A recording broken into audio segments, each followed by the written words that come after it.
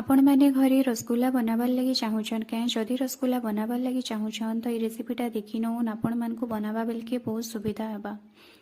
तो आज मुझे घरे ओडिशा फेमस पहाड़ रसगुल्ला बनई आईटा आपण संगे शेयर करुचे।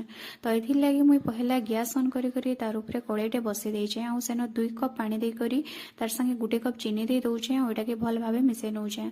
एबे एटार उपरे मुझे गुजराती गुण पकई दौचे आ साइड रे रखी दौचे। एबे मुझे 1 लिटर पुरस छेना छिड़े करी से छेना मान के भल भाव चिटकी नौचे आईटा के पूरा 5 ରୁ 7 मिनिट तक मुझे चिटकुचे। एबे एटार उपरे मुझे 1 चामच कॉर्नफ्लावर दे दौचे। आपण चाहे 1 चामच मैदा भी दे पारबे आईटा के भल भाव चिटकी नेबे।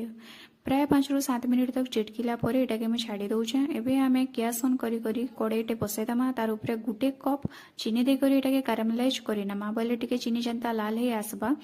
एबे तार उपरे आमे 5 कप पानी दे दमा आ एटा के फुटबार लगी छाणी दमा। सियाड़े आमे रसगुल्लार गुला बनामा। तो मुझे छोट छोट रसगुल्लार गुला बन नहीं आप चाहिए बड़ बड़ करना भी बन पार्बे। रसगुल्लार गुला बन सारा पर एटा के आमे जेन पानी गरम करी रखिथिमा गैस रे सेना गुटे गुटे करी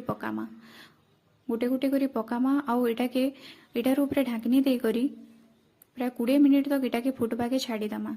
आ गैस फ्लेम के आपण हाई रे ही रखबे। 20 मिनिट गला परे देखबे जे आपनक रसगुल्लार साइजटा पूरा डबल हे जाइदिबानो। एबे एटा के काढ़ी करी आमे जेन आगरु चीनी पानी बने करी रखिथिना सेना गुटे गुटे करी पकामा आउ प्राय 30 मिनिट तक छाड़ीदमा।